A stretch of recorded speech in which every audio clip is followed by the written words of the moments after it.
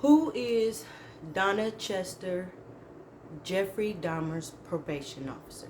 This is part 3 of my series. And in this part, we're going to talk about the places Dahmer reside, the lost and restless souls of those places, like Dahmer's place, Oxford Apartments, the Ambassador Hotel, Dahmer's grandmother house in West Allis, the Bucks Arena that used to be the Ambrosia Chocolate Factory, and the house that Dahmer grew up in. And also abuse, because we can talk about that as well. I can wrap that up, because that's pretty much the last subject. And I'll go over a little bit of Dahmer's costume and my conclusion. So these places, I'm definitely a believer. I believe in an afterlife. I do believe that there's a world beyond this place and things beyond this world that's not of our understanding, and in the spiritual form, in the spiritual world. Like I said, that's more biblical, so we're not going to get into that today. But I believe all these places are haunted. I do, and I'm a true believer, because I believe I'm a big fan of Ed and Lorraine Warren. I'm a big fan of Cody ITC. There's a few other people on YouTube that I watch that I'm a big fan of, that I listen to the afterlife. And like I said, I believe in ghosts, and I believe in different things that don't exist and that's beyond this world. It's spiritual and biblical. And I do believe these places are restless. Is, for example, like you got the Anvil Horror, you know, John Gang Wasey, like any type of serial killer where they, any type of rage, like The Grudge, any brutally attack or killing, crime of passion, any type of those crimes, you know, they sometimes relive themselves, and those are what you call restless souls. And a lot of things won't be finalized or set free, or there's really nothing we could do about that until Jesus returns. You know, the Jesus coming in the cloud, I'm a true believer of that. And I do believe that he will set all places free of evil, the walking souls, evil souls, everything existing of evil and sin. And that represent Lucifer. He will, you know, wipe off this earth. It's in Revelations in the Bibles. And like I said, we're not going to get into that today. I also want to say I wish to God I could have met Glenn in Cleveland, because she did know my grandmother, Dorothy Patton, and Shirley Patton, a.k.a. Shirley Jones. And I would have loved to hear about them, because I was a kid, and, you know, my memories are there. You know, they was blurry, but now they come to. But I'm pretty sure she know more than what my memories is remembering and leading on. As far as Dharma costumes to people, you know, like I said, this world is evil. A lot of people prefer sin over, you know, good, or doing good, you know, like being bad and sin and doing all the wrong things today is what's look like what's the word and popping today. But I'm all about truth and doing the right thing and standing up for what's right. So, you know, I just thank God I was raised in the 80s. I thank God I had the role models I had, especially my grandmother, because I wouldn't be the person I am today without her. I want to talk a little bit about her, because I want the world to know that she is not a racist. My grandmother, you know, she loved all colors. She was interacting with all colors, especially the African American race. She dealt with them. She had relations with them. My mother was born. We was born. You know, and she went through a lot with them. The sexual assaults, the beatings, the breaking her limbs. My grandmother went through a lot, so she moved away. You know, just like me, I've been through a lot. You know, as common as her, I haven't had my limbs broken, but as far as the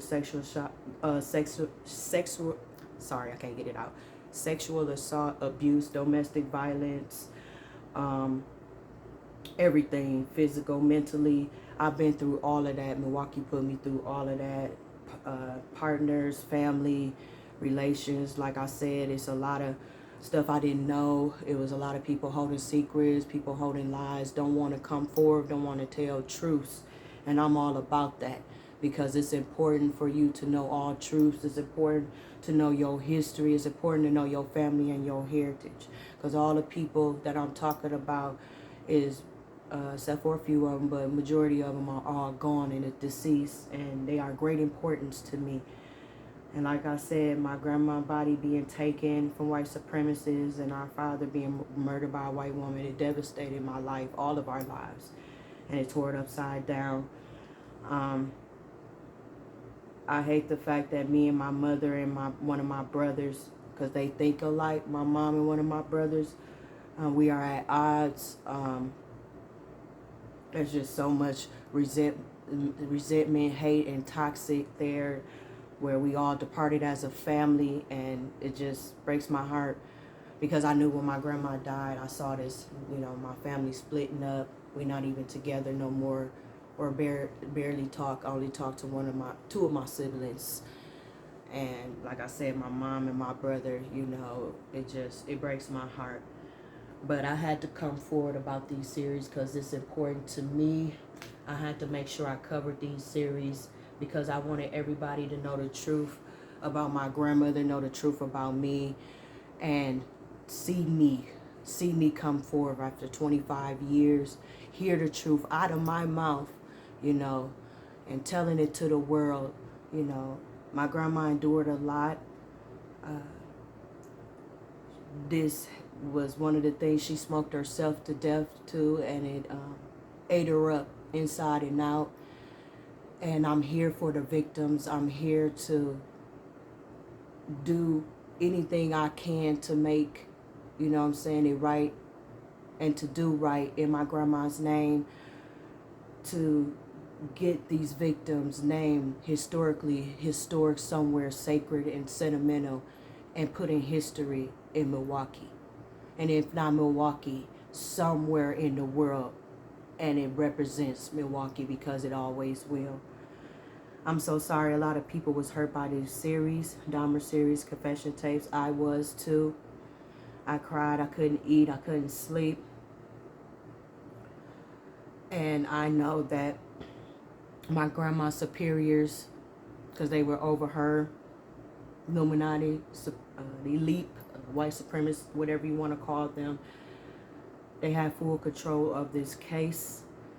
And it was out of my grandma's hands, and her superiors had a lot to do with, a lot of things that has happened to these victims, and why Dahmer wasn't thrown in jail when he should have been, and he should have been in jail way long before he met my grandmother and got on probation with her. But unfortunately, because of the hate and discrimination towards us as colored people and the white privilege laws set into place, Ron Johnson, he was one of them. He'd been a governor in Wisconsin for so long and took the women's rights away. And that's why I pray to God that the women get out and vote, because our women's rights are at stake. Like I said, this goes with racism, discrimination, and hate, because this case was a big case around it. Milwaukee is definitely hold that reputation highly and cover it up. So I just wanted to come forward because I'm very deeply hurt. It shattered my heart to know that the world believed that my grandmother knew about Jeffrey Dahmer's, the things he was doing to the victim, and also that she was a part of it. She was not, and she was not aware. And I am certain of that. And it destroyed her life. It destroyed all our lives. Like I said, it tainted and destroyed anybody that came into contact with him. My mother hates me. I don't know what the world and what else the world want. I got a brother that wants to kill me because of drugs, and he's ruining his life. I lost everybody I ever loved, except for my husband and my cat, which is my son. I cheated death 21 times. I have been through so much heartache and pain and suffering.